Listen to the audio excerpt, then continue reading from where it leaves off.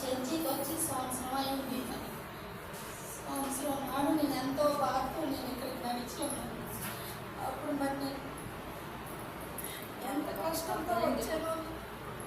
నీ కష్టం అంతా తీరిపోయిద్దమ్మా, సంవత్సరం అయ్యేదానికి నీ భాష చెప్పాడు. ప్రార్థన చేసి మరి వచ్చే నెలకు 20వ తారీఖు నేను చర్చికి వచ్చి సంవత్సరం మరి క్రిస్మస్ పండుగ రోజు ప్రార్థన చేసి అమ్మా నువ్వు పూర్తికి ఈ సంవత్సరం పెళ్లి చేస్తావని చెప్పాడు. అదే దయకాదు నా దగ్గర రూపాయి లేదు, నేను ఎంత పెళ్లి చేస్తానంటే నేను చెప్పాను నమ్మమ్మ నువ్వు చేస్తావు అని అన్నాడు.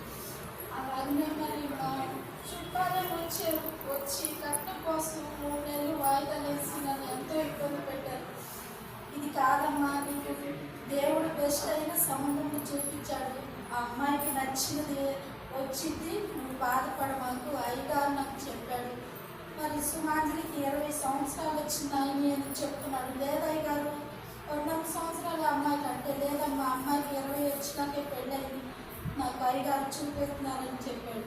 అప్పుడు నేను మరి పోయిన నెల 7వ తారీఖు సుమాంజలికి 19 నుండి 20 వచ్చింది.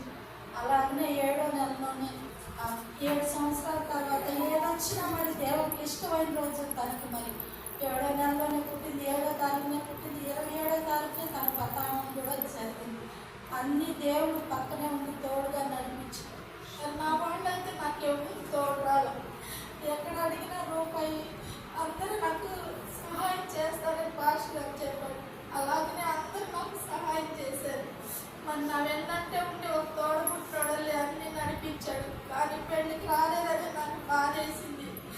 ఆ దేవుడు అక్కడ దాకా నడిపించి తప్పుకున్నాడు అని నేను అనుకున్నాను.